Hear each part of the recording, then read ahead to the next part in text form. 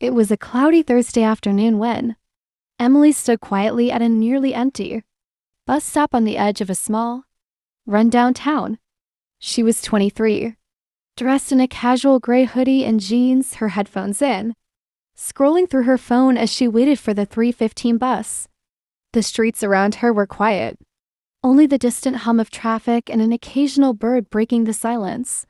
A man, maybe 37, stood a few feet away from her. He wore a long coat, messy hair, and had a tired face. He looked like he hadn't slept properly in days. Emily noticed him in her peripheral vision but kept her eyes on her phone.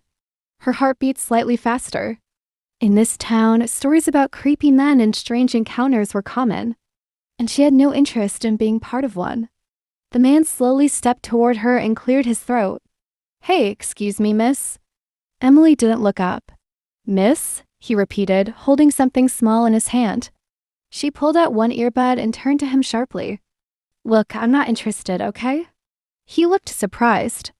"No, Don't talk to me," she cut in, taking a step back. "Please leave me alone." The man hesitated, then looked down at the item in his hand. It was a small velvet pouch, the kind that might carry jewelry. He sighed, turned away, and stood back where he was before. The bus pulled in with a loud hiss of air.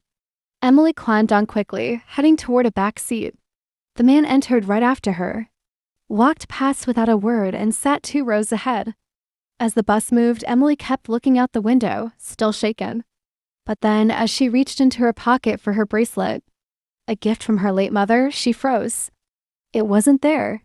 Panicking, she searched her bag, her coat, her jeans. Nothing.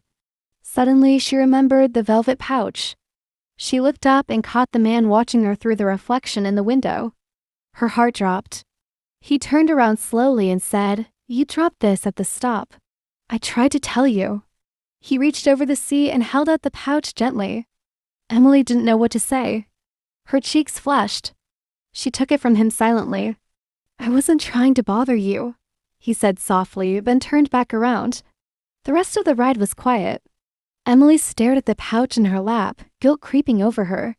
She wanted to say thank you, to apologize, but the words stuck in her throat. As the bus neared her stop, she stood up and walked slowly to the front. She paused by his seat and whispered, "I'm really sorry. And thank you." The man just smiled and nodded. She stepped off the bus, the pouch held tightly in her hand. Sometimes our fears and assumptions blind us to simple kindness. Not every stranger is a threat. Sometimes they're just people trying to do the right thing. Subscribe to Taylor's Hub.